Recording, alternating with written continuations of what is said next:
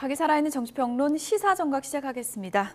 오늘은 김근식 경남대 교수, 복기왕 더불어민주당 의원 두 분 나오셨습니다. 어서 오세요. 안녕하세요. 네, 먼저 첫 번째 키워드 보겠습니다.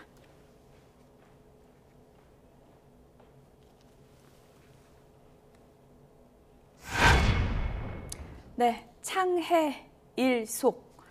어제 위진교사 1심 무죄 선고를 받은 이재명 대표가 창해 일속 이 네 글자를 꺼내 들었습니다. 어제 1심 선고와 관련한 여야 대표의 반응 먼저 듣고 오겠습니다. 진실과 정의를 되찾아준 재판부에 감사드립니다. 그 과정이 참으로 어렵고 길긴 하지만 창해 일속이라고 제가 겪는 어려움이야 큰 바닷속의 좁쌀 한 개 정도에 불과하지 않겠습니까? 우리 국민들께서 겪는 어려움, 그 고통에 비하면 참으로 제가 겪는 어려움은 미미하다 이렇게 생각합니다. 앞으로도 우리 국민들의 더 나은 삶을 위해서 최선을 다하겠다는 말씀드리면서 이제 정치가 이렇게 서로 죽이고 밟는 것이 아니라 서로 공존하고 함께 가는 그런 정치면 좋겠습니다. 죽이는 정치보다 이제 사람을 살리는 정치를 합시다. 이렇게 정부 여당에 말하고 싶습니다. 네, 고맙습니다. 그 판결에 대해서는 제가 공감하지 못할 부분들이 많이 있어요. 많은 법조인들 그렇게 생각하실 것 같은데 그렇지만 또 사법제도는 시스템입니다. 그럼에도 불구하고 존중합니다. 과정에서 또 우리 대한민국 사법 시스템 안에서 바로 잡아질 가능성이 높다라고 생각합니다만 그럼에도 불구하고 1심 판결을 우리 국민의힘은 존중합니다. 민주당도 이번 판결에 굉장히 환호하고 존중하신다는 입장을 밝히셨듯이 11월 15일에 징역형 판결도 존중하셔야 합니다. 네, 위진교사 1심 무죄 선고와 관련한 여야 대표의 반응을 들어봤습니다. 이재명 대표가 창해 일속 사자성어를 꺼내 들었는데 네. 무죄를 좀 예상하고 준비해간 말일까요? 어떻게 보십니까?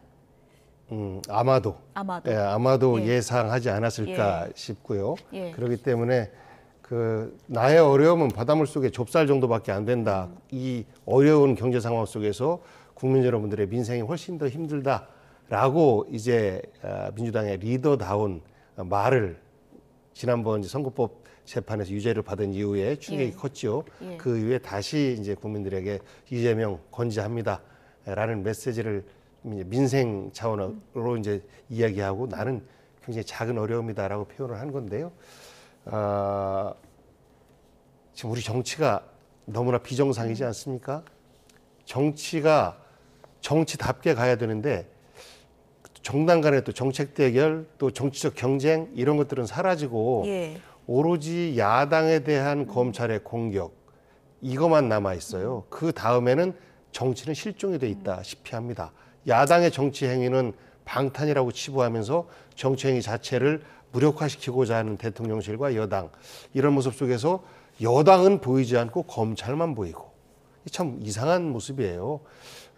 이번 재판을 보면 검찰이 무리하게 기소했다라는 것이 이제 1심 결과로 드러난 것인데 2심까지도 만약에 이렇게 결과가 나온다라고 하면 검찰은 정말 그 존립 자체가 위험해지지 않을까 이렇게 예상합니다. 네, 어제 뭐 선고 이후 화면도 좀 보여주시면 좋을 것 같은데 박찬대 원내대표가 제가 보는 게 맞다면 좀 눈물을 흘리는 모습도 있었고 김민석 최고위원도 좀 울컥하는 모습도 화면을 통해서 볼 수 있었는데 민주당에서 상당 의원들이 좀 그런 반응을 보였습니까? 어떻습니까? 다들 후회했죠. 그리고 나서 아직도 그래도 사법부의 정의가 살아는 있구나라고 생각을 했던 거죠. 그렇기 때문에 이제 안도의 눈물을 흘리는 분들도 계시고 서로 이제 보이지 않는 박수로 서로 격려를 하면서 마음고생 많으셨습니다. 대표님께도 그렇고 이제 서로 의원들끼리도 서로 위로하고 하는데요. 정말 이런 비정상적인 모습을 우리가 언제까지 봐야 되는지. 이 사건의 시작이 2002년도에 시작된 것이고 2018년도 재판 과정에서 그 증언했던 것들 이런 것들이 위증이냐 아니냐라고 또 시비를 걸게 된 게 김진성 씨라고 하는 사람의 휴대전화를 조사를 하다 보니까 이 대표와의 녹취가 나왔다. 그러니까 탈탈 털어서 다시 또 기소가 되는 예. 이렇게 연결됐던 거라 시작부터가 너무나 비정상적인 사건이었다라는 겁니다. 예, 한동훈 대표가 우리도 나는 뭐 공감하진 못하겠지만 인정할 테니까 민주당도 지난번 선거법 선고 1심 결과 받아들여라 이렇게 또 받아쳤더라고요. 그렇죠. 이제 예. 이 민주주의 핵심 중에 하나가 바로 삼권 분립이잖아요. 예. 그러면 사법부는 독립된 시스템이고 따라서 사법부에서 난 판결과 결정은 다 존중을 해야 되는 것입니다. 그런 의미에서 어제 유진교사에 대한 1심 무죄 판결에도 불구하고 납득이 안 되는 부분이 있다 손 치더라도 한동훈 대표를 비롯해서 우리 국민의힘 지도부는 판결을 존중한다는 입장을 시종일관 갖고 있고요. 그런 맥락에서 같은 입장으로 지난 15일에 있었던 이른바 공직선거법 1심에 대해서 징역 1년, 집행유예 2년이 유죄 판결 나왔잖아요. 예. 그 부분에 대해서는 또 근데 당시 민주당 같은 경우 그 다음 날 장애 집회를 열면서 상당히 격앙된 분위기로 사법부와 그 판사의 결정에 대해서 굉장히 저항하고 반대하는 입장을 많이 보였거든요. 이제 그런 맥락에서 본다면 여야를 막론하고 공직선거법 1심은 유죄. 그러니까 뭐 국민의힘 환호하고 민주당 침통하고. 예. 어제 유진교사 무죄. 그러니까 국민의힘은 좀 당혹스럽고 민주당 환호하고. 이런 모습은 있을 수 있지만 예. 사법부라고 하는 독립된 상권 분립의 한 주체로서의 시스템에서 나온 결정은 자신에게 유불리를 따지지 않고 그 자체로 존중하는 게 필요하다. 예. 납득이 되느냐 안 되느냐는 그 개인적인 판단의 문제지만. 두 개의 1심을 뭐 굳이 표현하자면 뭐 1승 1패다 이렇게 표현하기도 하더라고요. 그렇죠. 본래는 이제 어제 투아웃이 될 줄 알았는데 예. 원아웃에서 끝나버렸기 예. 때문에 뭐 1승 1패라고 볼 수 있겠습니다만 또 2심이 남아있고 2심에서 여전히 다툴 만한 영역들이 뭐 민주당 측에서는 민주당 측에서 또 다툴 여지가 있다고 보는 거고 또 우리 쪽에서는 또 우리 쪽에서 다툴 여지가 있다고 보기 때문에 2심 결과를 또 겸허하게 지켜보고 예. 어찌됐든 민주당에게 저희들이 부탁드리고 싶은 것은 사법부 판단이 나오면 존중해 달라는 말씀을 부탁을 드리는 겁니다. 네, 어제 무죄 그 선고가 나오고 많은 분들이 그런 얘기를 했습니다. 지난해 이재명 대표 영장 기각됐을 때랑 비슷한 거 아니냐. 그렇죠. 이렇게 좀 드라마적인 반전 그 효과가 생겨나면서 이재명의 그립감은 더 강해질 것이다. 이런 얘기들이 나오고 있더라고요. 그러니까 냉정하게 보면 예. 이게 이재명 대표가 안고 있는 여러 가지 사법 리스크 중에 사실은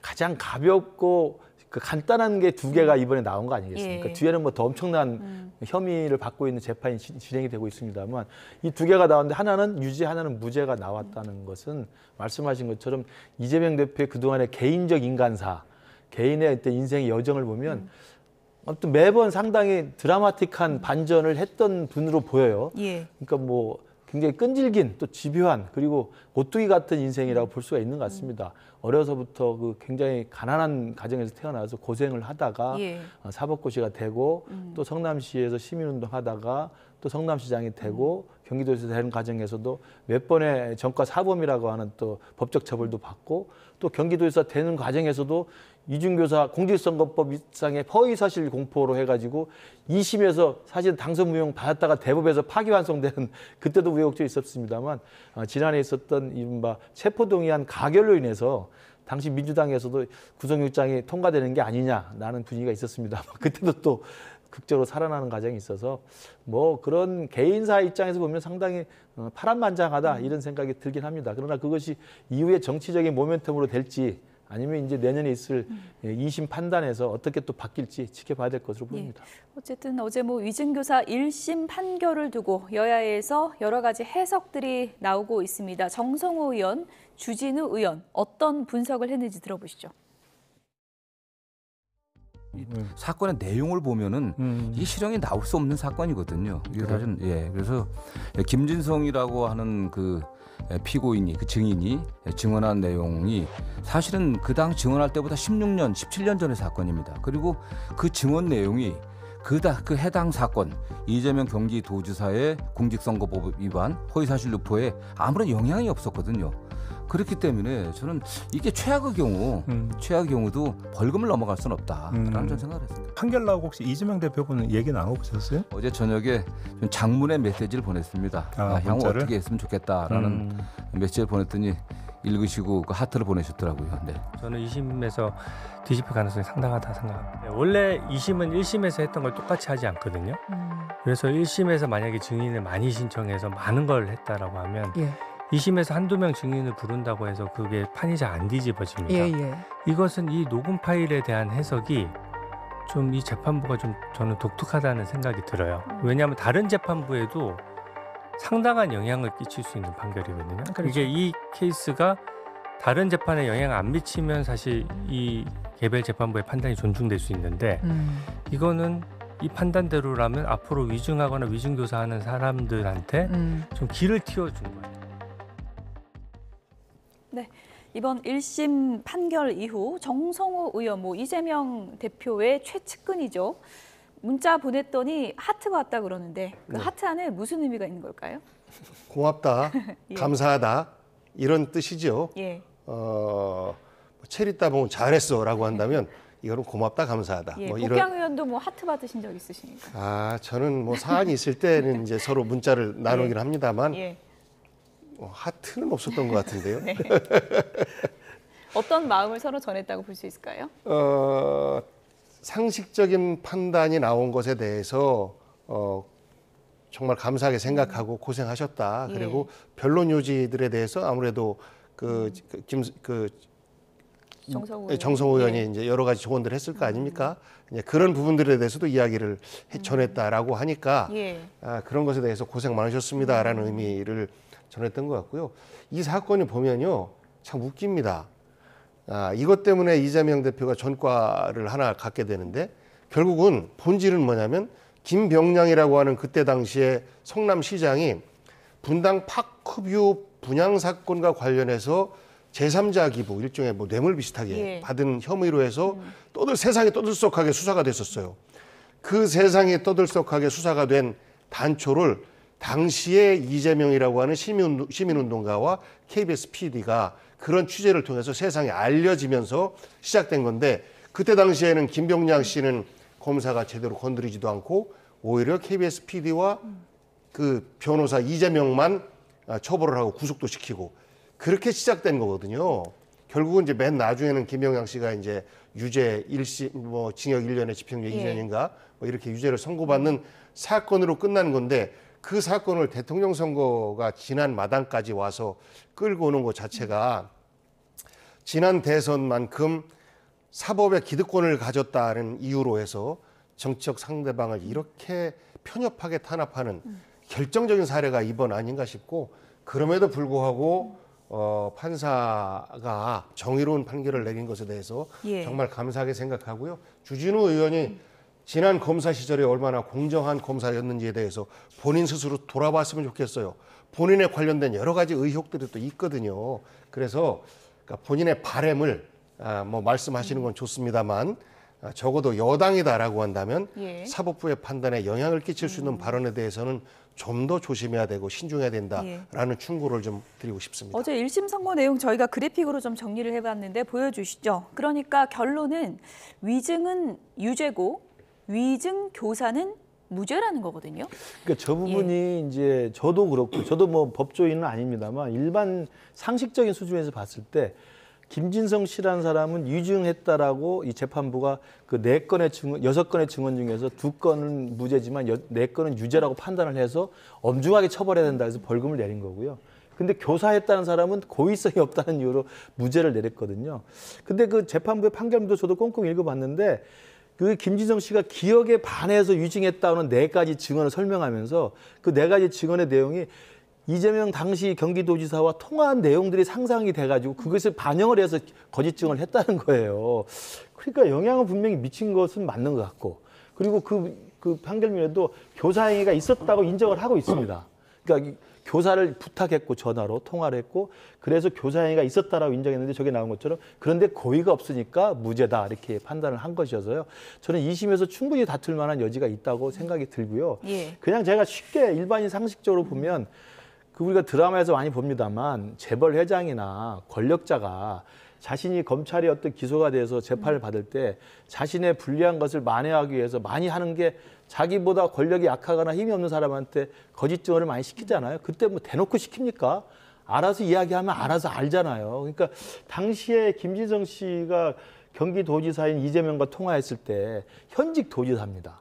그리고 그 30분 통화 녹취들 들어보면 뒷부분에 가면 김진성 씨가 굉장히 제가 뭐 이런 표현이 어떨지 굉장히 비굴할 정도로 같이 한번 뵙고 식사라도 한번 합시다라고 계속 이야기를 해요. 왜냐하면 당시 김진성 씨는 그때 뭐였냐면 백현동 사건 관련해 가지고 개발업자였던 그 당시 그 이재명 캠프의 선대본부장이었던 사람 있지 않습니까? 예. 그분과 같이 일을 하는 사람이었거든요. 그러니까 당시 경기도지사라고는 막강한 현실 파워를 가지고 있는 사람이기 때문에 잘 보여야 될 필요성이 충분히 있었던 상황이에요. 그러니까 아마 고의적으로 명시적으로 이렇게 해달라고 말은 안 했다 하더라도 충분히 그 부분에 대한 것을 받아들였을 가능성이 있는 거라고 저는 생각이 듭니다. 그런데도 어쨌든 판결 나왔을 때는 고의성이 없다고 인정을 한 것이어서 저는 2심 가서 또다시 검찰의 항소, 그다음에 또 2심 재판부의 다른 판결을 기대해 봅니다. 항소심에서 다시 다툴 여지가 있다고 네. 개인적으로는 보신다라고 이제 얘기를 네. 해주셨고, 어쨌든 어제 이재명 대표가 위증교사 허들은 넘었지만 선거법 관련해서는 1심에서 상당히 좀 무겁게 나왔잖아요. 네. 이거는 이재명 대표 측에서 어떤 전략을 앞으로 짤 거라고 보세요? 그러니까 허를 찔렸다라고 이제 저희들 스스로 얘기를 하는데요. 예. 그 김문기 씨를 아느냐 모르느냐 이 기억에 대한 처벌은 불가능하다라고 해서 그것 중심으로 변론을 했던 건 죄송합니다 했던 것인데 물 좀 드시고 천천히 하시죠. 예. 그게 아니고 다른 방송에서의 다른 이야기들을 가지고 이것은 위증이다, 이 허위 사실이다라고 한 건데 그런 부분과 관련된 죄송합니다. 예, 천천히 말씀하시죠. 예. 관련된 판례들이 있어요. 예. 그런 것들을 봤을 때 이거는 당연히 무죄이어야 되는데 지나치게 이 정치적으로 영향을 받아서 판결을 한 거다라고 예. 저희들은 해석을 하고 있는 것이고 설령 만에 하나 이것이 이제 유죄가 된다 할지라도 예. 이거를 검찰은 최고 예. 의원님이 지금 목소리가 상태가 조금 안 좋으시니까 됐습니다. 물 좀 드시고 예. 최고 가중처벌까지 하는 예. 형량을 구형을 하고 예. 그거에 따라서 또 최고치의 선고를 하고 했던 것 아니겠습니까? 만에 하나 이것이 유죄다라고 예. 할지라도 일반적인 판결은 이것이 타인을 낙선시키기 위한 목적이 아니고 나를 변론하기 위한 것이기 때문에 일상적으로는 설령 유죄다 할지라도 예. 100만 원 미만의 의원직에 영향을 받지 않는 정도 수준의 벌금형을 받는 것이 상식이다라는 예를 들어 뭐 것들이 일반적인 선거법 거예요. 개정 같은 거는 시나리오에 있는 겁니까? 그것과는 상관이 없는 겁니다. 이제 선거법 개정한다 할지라도 예. 지금 현재 있는 선거법에 적용을 받아서 재판이 되는 것이라 예. 개정과는 전혀 상관이 없는 예. 것이고요. 다만 저는 그러니까 지금까지 본인을 어쨌거나 홍보하기 위한 목적으로의 허위 사실 이것이 이렇게까지 과장되게 이것이 뭐 허위 학력이라든지 예. 이런 것 아닌 이상 이렇게까지 심한 판결, 의원직을 상실할 정도의 판결이 나오는 경우는 보지 못했습니다. 예. 그렇기 때문에 최소한 양형부터 시작해서 그리고 유죄 부분까지도 저는 2심에 가서 예. 크게 움직일 것이다라는 전망을 기본적으로 하고 있고 현재 1심 판결은 2심에서도 그냥 유지되지 않을까. 물론 뭐 서로 그 정당 간 또 지지자 간의 바램이 이 말씀 속에 담겨져 있을 예. 것인데 저는 저희들의 주장이 정의라고 믿고 말씀드립니다. 어쨌든 위증교사하고 선거법이 대선 전에 대법원 선고까지 나오는 이재명 대표의 앞에 놓여진 허들인데 일단은 지금 이재명 대표 측 입장에서는 선거법만 우리가 뛰어넘을 수 있다면 대선에 나갈 수 있는 거 아니겠습니까? 그래서 일각에서는 위헌법률 심판 헌재에 제청하는 방안 혹은 또 선거법을 뭐 개정해서 뭐 사법부를 다소 좀 부담을 주는 방안 이런 얘기들이 계속 나오고 있거든요. 그건 어떻게 보세요? 뭐 지난번에 이미 선거법 개정안을 그 민주당 의원이 발의를 해서 그것도 몰래 발의했는지 모르겠습니다만 그 이재명 대표 공직선거법 1심 나기 전날하고 그날 했던 거 아니겠습니까? 그것도 누가 봐도 꼼수였던 것이고 이재명 대표에게 과잉 충성하려는 모습을 보이는 것이었다고 그래서 다들 좀 비판을 했었고요. 이제 최근에 나오는 이야기는 이게 2심 가서 물론 또 유무죄를 다투겠습니다만은 그걸 아예 무력화시키기 위해서 위헌법률 심판 제청이라는 걸 해버리면 만에 하나 그게 헌법재판소에서 인용이 돼가지고 법리 심리를 해버리면 그 기간 동안 이게 어떻게 될지 또 모르는 거거든요. 재판이 중지되는 거죠? 예, 그럴 수도 있고 또 그렇지 않다는 해석도 있습니다만 처음 있는 일이죠. 그러니까 재판을 받는 피고인이 자기와 관련된 그 법, 자기를 기소한 법이 문제가 있다고 그래서 자기가 이끌고 있는 다수당의 힘을 이용해서 이게 유언 재판에 대한 어떤 압력을 하는 행사하는 그게 된다고 한다면 그건 제가 볼 때 민심을 거스르기가 쉽지 않을 거라고 보고요. 그렇게 해서는 안 된다고 보고 가장 정당한 방식은 사법부 시스템을 믿고 2심에서 아까 우리 보 의원님 말씀하신 것처럼 그 피고인으로서 2심에서 다시 또 유무죄를 다투면 된다고 생각합니다. 다만 지금 지난 1심 공직선거법은 유죄 이게 무죄였는데 똑같이 2심에서 유죄를 다투게 될 텐데 이번에 난 유증교사 무죄는 아까 설명드렸지만 일반인의 상식적 수준에서 교사는 유증은 있었지만 교사가 없었다. 교사를 한 행위는 있지만 고의성이 없었다라는 좀 애매모호한 법리 해석이어서 이 부분은 좀 다툼이 있습니다만 공직선거법 1심은 민주당에서 항소해서 이걸 바꾸기가 힘든 게 민주당이 그동안 계속 주장했던 논리가 김문기를 모른다고 하는 건 인식의 문제이기 때문에 허위사실이 아니다는 것이었어요. 그걸 재판부가 인정을 해줘 버렸어요. 그래 그건 무죄야. 근데 다른 게 유죄로 지금 된 거거든요. 그래서 아마 새롭게 민주당은 새로운 변론을 좀 생각을 해야 되는 것이고 그래서 아마도 1심, 2심이 바뀔 가능성은 양쪽 다 있겠습니다만 저희들이 바라볼 때는 공직선거법 1심 유죄는 2심 가서 바꾸기가 좀 어려울 거라는 생각을 저희들은 갖고 있죠. 간략하게요. 정성호 의원이 오늘 그런 얘기 하더라고요. 김문기를 몰랐다. 기억이 안 난다. 이 부분에 너무 집중해서 재판 전략을 짜다 보니까 골프를 안 쳤다고 한 게 되는 그런 이상한 지금 흐름으로 갔다라고 하는데 항소심 전략을 좀 바꿀 수도 있을 것 같더라고요. 어떻게 보십니까? 그러니까 제가 좀 아까 말씀드렸던 것처럼 그 기억에 의한 처벌은 불가능하다. 그래서 그것 중심으로 변론을 했었던 건데 그 부분에 대해서는 무죄가 나고 그 나머지 이제 방송에서 골프를 쳤다라는 주장을 누군가가 했는데 그거를 이제 4명 골프 친 멤버 요 4명만 딱 찍어서 일종의 사진 조작은 맞지 않습니까? 마치 골프를 친 것처럼 이렇게 했다. 안 쳤다라는 말을 안 했어요.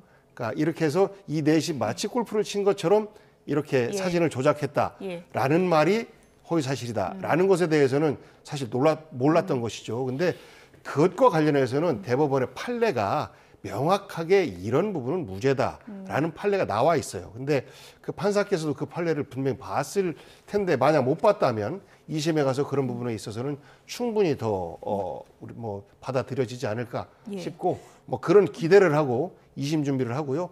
현재 제로 베이스라고 생각하고 2심에서 다시 두 건 모두가 다 정의로운 판결이 나오기를 저희들은 기다리고 준비하고 있습니다. 저희들은 이제 1승 1패긴 합니다만 2심이 계속 남아 있고요.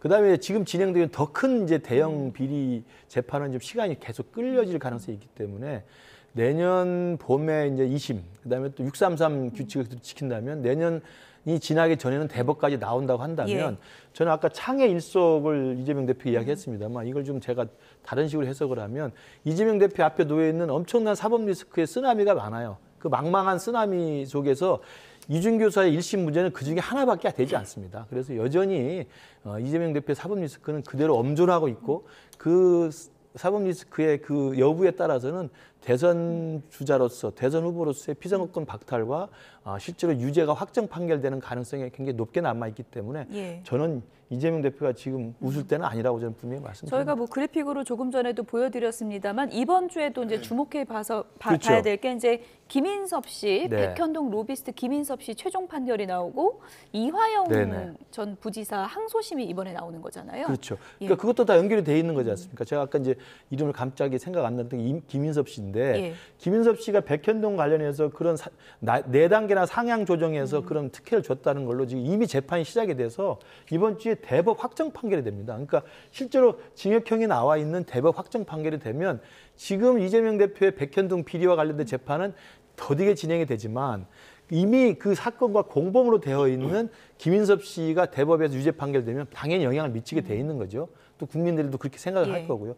그다음에 29일로 예정되어 있는 이화영 경기도 평화부지사의 대북송금 사건도 1심에 9년 6개월의 중형이 선고가 돼 있습니다. 이번 29일에 또 유죄가 또 나오고 유죄 부분에서도 이재명 지금 대표가 공범으로 적시되어 있는 대북송금과 관련돼서 유죄가 또다시 인정이 된다고 한다면 그건 뭐 이재명 대표의 본안 사건은 늦다 하더라도 국민들이 생각할 때는 유죄라는 심증을 충분히 가질 수 있는 거죠. 목경 의원님 뭐 간략하게요. 일단 항소심까지는 시간이 좀 남았고 어쨌든 어제 이제 무죄 선고로 이재명 대표의 당내 장악력은 더 커질 것이다. 이런 전망들이 나오고 있는데 민주당이 앞으로 뭐 대여 공세에 고삐를 쥘 것으로 보이는데 어떤 뭐 움직임이 예상되십니까? 당내 장악력이라기보다는 국민적 지지도가 더 높아지겠죠. 아, 이재명이 참 억울했구나. 탄압받고 있구나. 이 대표 지지율이 올라갈 것이다. 그렇습니다. 예. 그렇게 되면 예. 자연스럽게 당내 장악력은 높아질 수밖에 없는 것이고 그 이재명을 중심으로 한 리더십은 흔들림 없이 갈 것이고 현재 진행되고 있는 김건희 그 특검법과 관련해서 더 흔들리지 않고 오늘은 이제 거부권을 행사를 했는데 예. 그럼에도 불구하고 거부권을 의결을 예. 국무회에서 했고 예. 뭐 행사하겠죠. 예. 그 결론대로니까. 아, 그럼에도 불구하고 국민의 70%가량이 찬성하고 있는 김건희 특검법에 대해서는 놓치지 말고 계속 간다라고 하는 우리의 방향이 맞다. 그 이재명의 리더십이 옳다라는 것들이 지금 이제 증명이 된 것이기 때문에 민주당과 그리고 윤석열 국정 운영에 대해서 비판적인 우리 국민들은 이재명을 중심으로 힘차게 가자라는 정서가 더 강하게 형성되지 않을까 싶고요. 저는 이재명 대표 어제 사건은 무려 20년 전 사건 그리고 4년 전 법원에서 증언한 사건 이런 것들까지 끄집어내다가 억지 기소시키고 선거법 이런 사건으로 해서 했던 적이 한 번도 없었고 이재명이 당시에 시장이라는 이유로 관련된 모든 사건들에 대해서 다 연루가 돼서 재판을 받고 있고 이런 것을 검찰총장 출신과 경쟁하지 않았으면 일어나지 않을 우리 정치사의 비극이 지금 진행되고 있는 것이라 저는 어떤 형태로든지 간에 이것에 대한 대가는 윤석열 대통령이 받게 될 것이다 라고 생각합니다. 예. 어쨌든 이재명 대표 사법 리스크와는 별개로 국민의힘 내부 분위기가 상당히 뒤숭숭합니다. 다음 키워드 보여주시죠. 이 얘기가 또 나오네요. 3차 김옥균 프로젝트가 가동된 걸까요? 국민의힘 내부에서 지금 한동훈 끌어내리기 조직적으로 이뤄지고 있다. 이런 얘기들이 나오고 있습니다. 일련의 움직임을 그렇게 볼 수 있는 거예요? 지금 그 흐름에 대해서 한동훈 대표를 비롯한 지도부가 상당히 민감하게 보고 있는 것 같고요. 저도 개인적으로 볼 때는 이게 당원 게시판 논란이 시작된 지가 몇 주가 됐습니다만 어떻게 보면 별거 아닌 문제였습니다. 이게 이렇게까지 온 데에는 지금 3차 김옥균 프로젝트라고 이야기합니다만 예. 그동안 한동훈 대표를 흔들고 한동훈 대표를 끌어내리기 위한 일정한 세력들의 조직적인 움직임이 있었다고 보는 게 저는 충분히 개연성이 있어 보입니다. 그렇군요. 예를 들면 그런 겁니다. 당원 게시판 관련해서 일부 이제 극우 유튜버가 문제 제기를 하고 문제 제기를 아무 여과 없이 당내 일부 세력들이 가져와서 그걸 확대 재생산하면서 계속 기사가 확대됐거든요. 근데 그 내용들이 다 지금 기각돼 있습니다. 첫 번째, 한동훈이 입에 담을 수 없는 욕을 했다. 그건 아닌 걸로 확인이 됐습니다. 두 번째, 한동훈 가족 명의로 된 글도 굉장히 문제가 심각하다. 근데 이것도 전수조사 해보니까 한동훈 가족 명의로 된 게시물 1000여 건도 보니까 기사나 칼럼이나 아니면 그 사설을 올린 것이거나 격려성이거나 정치적인 주장을 한 것이지 문제가 될 게 하나도 없다는 게 확인이 됐고요. 세 번째, 여론을 조작했다고 이야기합니다만 여론 조작이라는 건 매크로 정도를 돌려서 그 당원 게시판에 윤석열 대통령이나 김건희 여사를 비난하는 여론이 하나도 없었는데 이 사람들이 몇십 건 올리다 보니까 여론이 바뀌었다면 여론 조작이 되겠습니다만 이미 그 사람들 명의의 게시글이 없었을 때도 이미 대부분의 당심은 김건희 여사에 대한 문제제기를 계속 해왔던 겁니다. 예. 여론 조작이 전혀 아니죠. 그러면서 마지막 결론이 그들이 주장하는 게 뭡니까? 한동훈 사퇴하라는 거거든요. 그래서 이 일련의 4가지의 주장이 아무런 문제가 없는데도 그게 문제를 만들어내는 것이어서 이건 이미 기각됐다고 생각을 합니다. 다만 이런 것들이 이제 다 탄핵이 되고 사실이 아닌 걸로 되다 보니까 마지막 남아있는 건 그래서 가족이 썼냐 안 썼냐를만 물어보는 건데 이건 이제 제가 겪어봤을 때도 한동훈 대표의 그동안의 여야 의정협의체 관련해서 주장했을 때 용산 반응이 왜 그걸 언론에 흘리느냐 가지고 시비를 걸고 대통령 면담을 요구하니까 김건희 리스크를 이야기하니까 왜 그걸 언론에 흘리냐라고 시비를 거는 거예요. 그러니까 중요하지 않은 비본질 사안을 가지고 본질 회피하는 거거든요. 저는 지금 가족이 썼냐 안 썼냐 밝히라는 것도 본질은 다른 건데 이걸 아니고 썼냐 안 썼냐라고 하는 비본질 것 가지고 지금 흔들고 있다. 저는 그렇게 판단하고 있습니다. 당원 게시판 논란이 본질이 아니라 결국은 한동훈 끌어내리기 아니냐 이런 얘기들이 당내에서 나오고 있는데요. 한동훈 대표 사퇴까지 거론하고 있는 장해찬 전 최고위원 그리고 장동혁 최고위원 얘기까지 함께 들어보시죠. 왜 자꾸 이렇게 묻고 싶으신 거예요? 썼어 안 썼어? 이건 굉장히 중요한 진상 규명인 것이니까요. 그리고 만약에 썼으면 어떻게 해야 돼요? 썼으면 이게 사실 지난 일주일 전, 2주일 전보다 문제가 이렇게 커진 데에는 간단하게 확인할 수 있는 문제, 계속 말을 돌리면서 침묵하고 이까지 끌고 온 것에 대한 정치적 책임이 더 크게 불거지고 있는 상황이거든요. 정치 지도자는 항상 주어진 의문 앞에서 정직해야 되고 본인이 확인할 수 있는 사안은 솔직하게 말씀드려야 될 의무가 있습니다.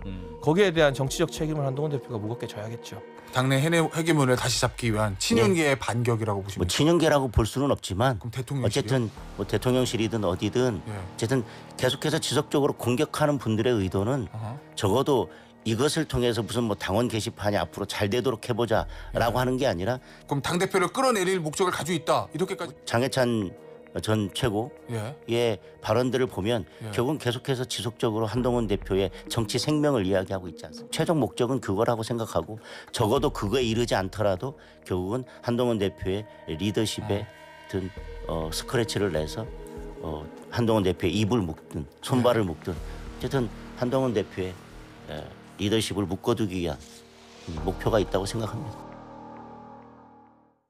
네, 한동훈 끌어내리기 위한 김옥균 프로젝트 아니냐, 친한계에서 이런 얘기 나오고 있는데 프로젝트라고 하면은 배후가 있다는 얘기잖아요. 그렇죠. 배후가 있고 계획이 있고 예. 세 번째면 이번 이제 세 번째 작전에 들어갔다라고 하는 건데 이제 그게 실제 빌미를 제공했는지 안 했는지가 중요한 겁니다. 왜냐하면 아까 뭐 다른 여러 뭐 다 탄핵이 됐다라고 주장을 하셨는데 뭐 그거는 이제 뭐 그렇다 치더라도 실제 국민들의 관심은 실제로 한동훈 대표가 그런 댓글을 썼을까, 한동훈 대표의 가족이 그걸 썼을까라는 궁금증이거든요. 그래서 절대 비본질적인 부분이 아니에요.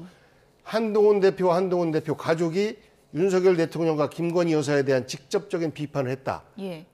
이것에 대해서 그 국민의힘 관계자들은 사실 화가 많이 났을 거 아닙니까? 여기에 대해서 한동훈 대표가 아니다라고 명확하게 선을 긋지도 못하고 있고, 그리고 뭐 게시글을 보면 뭐 여러 사설이라든지 뭐 이런 것들 아닙니까? 라고 오히려 변명도 한단 말입니다. 그러면 듣기에 따라서 한동훈 대표나 한동훈 대표 가족분들이 했겠네 라는 의심을 갖는 거고, 한동훈 대표는 과거에도 댓글팀을 운영했다라는 의혹들을 갖고 있는 거 아닙니까? 그래서 천여 건의 댓글들이 있는데 뭐 매크로를 썼느냐 안 썼느냐라는 논쟁으로 가고 있는 것은 한동훈은 결백하다라는 도와주기 위해서 매크론이 아니냐라는 논쟁으로까지 이제 억지로 이렇게 번지고 있는 것 같은데 그냥 깔끔하게 본인 가족들이 그걸 했다면 잘못된 거거든요. 하면 안 되죠. 하고 싶은 말이 있더라도 하면 안 돼요. 그러면 그분에 대해서 깔끔하게 고백하고 도덕적으로 그분에 대해서 비판받을 부분이 있으면 비판받고 그러면 논쟁이 종식이 될 텐데 그걸 안 하고 있으니까 계속해서 늘어지고 있는 거예요. 그 부분도 이제 제가 말씀드리면 가족이 썼느냐 안 썼느냐는 저는 언젠가는 밝혀야 한다고 생각을 합니다. 그러나 그게 지금 국면에서는 본질이 아니라는 거죠. 지금 국면은 최초의 총선 백서 관련해서 여의도 연구원의 여론조사에 한동훈이 자기 개인 이미지로 당비를 썼다라고 하는 말도 안 되는 김옥균 프로젝트가 있었고, 그다음에 김건희 여사 익심 논란을 이야기하면서 우리 당 전당대회가 완전히 네거티브로 얼룩져 버리는 또 2차 프로젝트가 있었다고 보는 거고요. 이번에 당원 게시판에도 본질은 다 어디로 가고 가족이 썼어 안 썼어라고 하는 것만 가지고 이야기를 하고 있기 때문에 이런 그 이른바 한동훈 대표를 끌어내리려고 하는 조직적 세력에 대해서 제압을 하고 그분에 대해서 민심의 바탕에서 우리가 민심을 승기를 잡은 다음에는 저는 한동훈 대표에게 개인적으로도 언젠가는 밝히라고 말을 하고 있습니다. 교수님 말씀 중에 죄송한데 그래서 어쨌든 명확한 답변을 너무 오랫동안 안 하고 있는 거는 맞는 건데 그렇죠. 그 부분과 관련해서 한동훈 대표가 뭐 암묵적으로 인정한 것이다라는 시각도 있지만 이렇게 시간을 벌면서 무언가 큰 계획을 짜고 있는 것이다. 뭔가 그물망을 치고 있는 것이다. 뭐 이런 또 해석도 있거든요. 어느 쪽 가능성이 높다고 보세요? 일부에서 뭐 대치기를 준비 중이다 그런 대치기를 겁니다만 준비 중이다. 뭐 그건 사실관계를 봐야 되겠죠. 그래서 저는 정치권에서는 정직만큼 강력한 무기는 없습니다. 그래서 저는 가족 명의의 그 글이라는 게 가족이 썼는지 안 썼는지 언젠가는 한동훈 대표 스스로 밝힐 거라고 믿고 밝혀야 된다고 생각합니다. 그러나 그럼에도 불구하고 복 의원님 말씀하신 것처럼 그럼 가족은 그거 쓰면 안 되느냐. 이게 다른 겁니다. 가족이기 전에 당원이에요. 그리고 이게 익명이 보장되는 대나무 숲 같은 거예요. 그러니까 당시에 저 같아도 제가 밖에 나와서 대통령한테 수모당하면 저를 아끼는 가족들이나 제 아내가 화가 날 거 아니에요. 근데 그걸 공개적으로 말을 하면 좀 도덕적으로 문제가 있지만 당원 게시판에 내가 당원인데 익명으로 들어가서 하고 싶은 말 좀 쓴 거 가지고 그걸 도덕적으로 문제 있다? 아닐 수 있거든요. 매우 민망하고 좀 찌질해 보이는 이런 짓이 될 수가 있어요. 그러니까 그 자체로 무리를 일으킨 거에 대해서 유감 표명을 하는 건 필요한데 그 가족이 정말 하도 답답해서 임금 연기는 당나귀게야. 김건희에서 정말 심하다 이런 이야기를 예. 익명이 보장되니까 예. 속 털어놓고 하는 이야기에 대해서 예. 그걸 법적으로 문제가 있다, 도덕적으로 문제 있다는 건 좀 지나친 거죠. 네, 끝으로 이 얘기로 좀 정리를 할게요. 그럼 만약에요, 이거 다 해가지고 나중에 만약에 가족으로 밝혀졌어요. 그럼 한동훈 대표가 뭐 정말 사퇴해야 되는 겁니까? 뭐 어떻게 해야 되는 겁니까? 아, 그거는 그 당 상황에 따라서 뭐 달라질 텐데 다른 당 일이니까. 기본적으로 예. 사과는 해야 될 겁니다. 예, 뭐 사과를 떠나서 정치적 책임을 지라고 지금 친윤 쪽에서도 얘기를 하니까 그건 어떻게 보세요? 그 부분은 그 당의 정치적 역학관계에 의해서 판단이 될 거고 예. 이 사건은 국민들에게 또 그 당원들에게 예. 허리 숙여서 사과드리는 것으로 종료가 될 수 있는 건이고 뭐 여당 대표의 지위까지도 흔들릴 수 있는 건까지는 아닌 것 같아요. 예. 최종적으로는 만약에 가족이 쓴 게 확인됐다고 한다면 문제되는 내용은 아니지만 어찌됐든 무리를 일으켜서 미안하다는 정도는 할 수 있겠죠. 그러나 이게 무슨 큰 문제가 되는 김건희 여사의 이런 식의 문제가 되는 상황은 아니거든요. 예. 그건 분명히 말씀드립니다. 예, 뭐 지금 시간이 뭐 다 돼서 간략하게 이 문제도 좀 언급을 해야 돼가지고요. 김건희 여사 특검법 오늘 문제 거부권을 만약에 행사하게 되면 재표결을 하게 될 텐데 네. 민주당이 이 재표결 날짜를 기존에 잡았던 날짜보다 좀 뒤로 미룰까 이러고 있더라고요. 그건 왜 그런 건가요? 원래는 이제 28일 날 예. 본회의가 잡혀져 있었는데 그때 할까라고 생각을 했었는데 거부권에 대해서 우리 국민들이 아직은 많이 모르고 계실 것이다라는 생각 때문에 이 인식이 확산되면 확산될수록 결국 국민의힘에서는 불리하거든요. 그래서 시간이 좀 더 지나면 지난번에 4분의 이탈이 있었는데 예. 더 많은 분들이 이탈되지 않을까라는 기대를 저희는 좀 하고 있습니다. 한당훈 대표가 계속 게시판 문제로 당에서 이렇게 김옥균 프로젝트 같은 거 가동되면 특검 통과 쪽으로 마음이 기울 수 있는 거 아니냐. 뭐 이런 정치적 상상력도 있는 것 같습니다. 그런 식의 정치공학을 하면 안 되고요. 예. 저는 있는 그대로 정직하게 해야 되는데 지금의 이 상황은 일단 한동훈 대표를 끌어내리는 조직적 세력이 있는 건 분명히 보여요. 그래서 그 부분에 대해서는 당당히 싸워 이겨내고 그렇지만 마지막은 아까 보 의원님 말씀하신 것처럼 가족 명의의 게시글이 있었는지 확인해서 그 국민 앞에 있는 그대로 밝히면 된다고 생각합니다. 예. 민주당의 셈법대로 재표결 날짜가 미뤄지면 이탈표가 더 나올 것인지 그 부분은 좀 지켜봐야 될 것 같습니다. 김근식 경남대 교수, 복기왕 더불어민주당 의원 두 분이었습니다. 고맙습니다. 고맙습니다.